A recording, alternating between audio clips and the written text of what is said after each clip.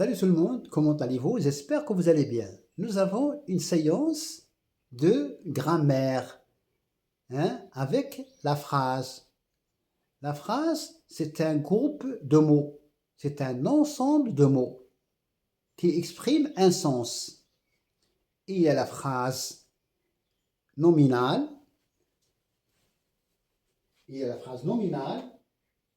on distingue ici non. Et là, nominal, c'est un adjectif. La phrase nominale et la phrase verbale. الجملة الاسمية والجملة الفعلية.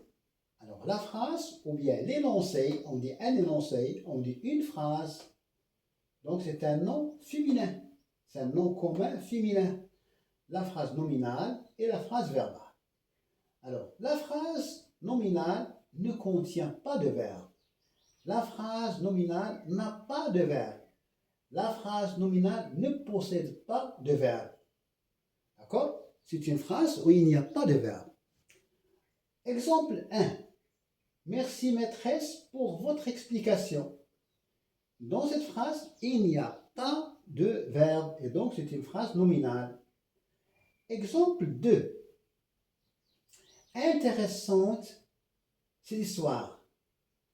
On a commencé par l'adjectif. 7, c'est un démonstratif. Histoire, c'est un nom. Donc, il n'y a pas de verbe. Et donc, cette phrase, exemple 2, c'est une phrase nominale. Exemple 3. On dit un exemple. Une bonne nouvelle pour les passagers. خبر جديد للمسافرين. Une bonne, il n'y a pas de verbe ici. Une bonne nouvelle pour les passagers. Il n'y a pas de verbe. Et donc, c'est une phrase nominale. Exemple 4. D'accord, d'accord. أتفق معك. Oui, on peut remplacer oui ou bien soit d'accord. Je suis d'accord. Alors, si je dis je suis d'accord, c'est une phrase verbale. Mais si je réponds d'accord, c'est une phrase nominale qui a un sens. Et donc, toute phrase exprime un sens est une phrase nominale ou bien verbale. Mais ici, il n'y a pas de verbe. Exemple 5. Trop tard. Trop tard. Nous avons ici un adverbe. Nous avons ici adjectif. Et donc, il n'y a pas de verbe. Il n'y a pas de verbe. Exemple 6. Grand exploit pour cette équipe. On dit une équipe, cette équipe. Grand exploit pour cette équipe. إنجاز كبير لهذا الفريق. Il n'y a pas de verbe et donc c'est une phrase nominale. Exemple 7, ou bien septième exemple. Septième exemple, bon travail. Nous avons bon, c'est un adjectif, et travail, c'est un nom commun singulier. On dit un travail, on dit aussi un métier, on dit aussi une besogne, ou bien un boulot, ou bien un job, ou bien une occupation, ou bien une tâche. Et donc, il n'y a pas de verbe dans la phrase 7, pardon. Exemple 8. À mon tour maintenant, nous avons ici la préposition à, nous avons mon, c'est un possessif, tour, c'est un nom, et maintenant, c'est un adverbe de temps. Donc, il n'y a pas de verbe. La phrase 8 ne contient pas de verbe, donc c'est une phrase nominale. Exemple 9. Quelle belle ville! Ici, nous avons quel, c'est un pronom exclamatif, B, c'est un adjectif, et ville, c'est un nom. Donc, la phrase 8, 9 n'a pas de verbe, et donc c'est une phrase nominale. Donc, pour résumer, on peut dire que la phrase nominale, c'est une phrase qui contient uniquement des noms et non pas des verbes. La phrase nominale, ou bien l'énoncé qui n'a pas de verbe, ça s'appelle une phrase nominale. Répétez après moi, la phrase nominale n'a pas de verbe. Ou bien, la phrase nominale ne contient pas de verbe.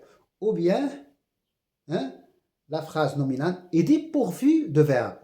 Si le verbe exprime l'action, dans la phrase nominale, il n'y a pas d'action, il n'y a pas de verbe. D'accord?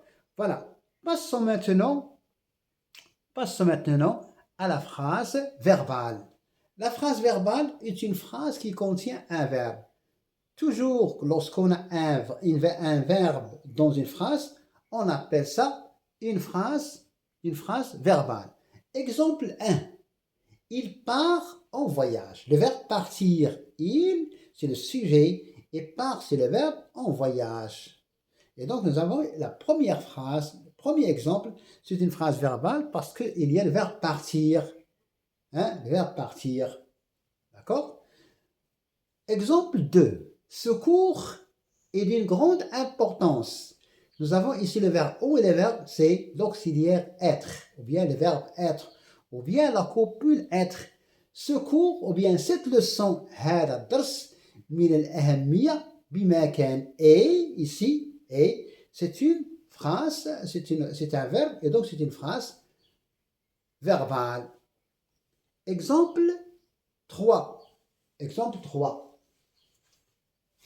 Exemple 3, nous avons la pollution détériore les océans. La pollution, c'est le sujet. Détériore, c'est le verbe au présent. Le verbe détériorer au présent. Et les océans, c'est un complément d'objet direct. Complément d'objet direct. Exemple 4. Nous avons visité Venise. Le verbe visiter, à quel temps? Au passé composé. Nous, c'est le sujet, la première personne du pluriel. Nous avons visité Venise, c'est un complément circonstanciel de lieu. C'est un complément circonstanciel de lieu. Donc, la phrase 4 est une phrase verbale. Exemple 5. Il a acheté une tablette. Il, c'est le sujet, c'est le pronom personnel sujet. Et a acheté, le verbe acheter au passé composé, une tablette, c'est le complément d'objet direct, ou bien le complément essentiel. La phrase 6. Avez-vous visité Paris?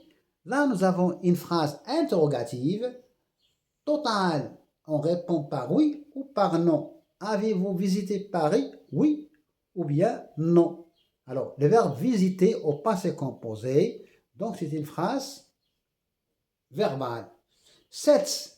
Il a obtenu une bonne note à l'examen. حصلت على نقطة جيدة في الامتحان. Alors, nous avons le verbe obtenir au passé composé. Donc, le verbe obtenir et le verbe obtenir fait de cette phrase une phrase verbale. Il a obtenu une bonne note. Une bonne note, c'est un complément essentiel à l'examen. C'est un complément circonstanciel. Bien. 8. Regarde où tu vas. Nous avons ici le verbe regarder et le verbe aller. Où, c'est un pronom relatif simple, à côté de dont avec t, que et qui. Alors, toujours, nous avons regarde, ici employé à l'impératif, l'amr, regarde où tu vas. انظر حيث تسير. Et donc, nous avons ici une phrase verbale. Et la phrase verbale, ici, nous avons le verbe regarder à l'impératif. L'impératif exprime soit le conseil, soit l'obligation, soit l'ordre, soit l'interdiction, soit la permission. Exemple 9. Le feu a ravagé une grande partie de la forêt. Le verbe ravager est conjugué au passé composé. Et donc, cette phrase contient un verbe, et donc c'est une phrase verbale. Le feu, c'est le sujet à ravager, une grande partie, c'est le complément d'auxiliaire, et de la forêt, c'est un complément circonstanciel de lieu. Dernier exemple, la statue de la liberté se trouve en Amérique.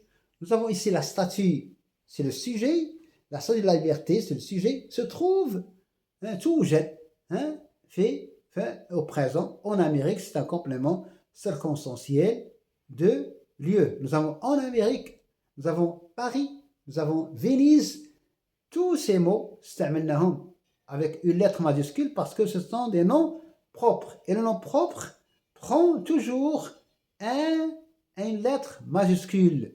Voilà. Alors, pour récapituler, comme résumé, il y a la phrase, c'est un groupe de mots, on appelle aussi l'énoncé. La phrase peut être nominale ou bien peut être verbale.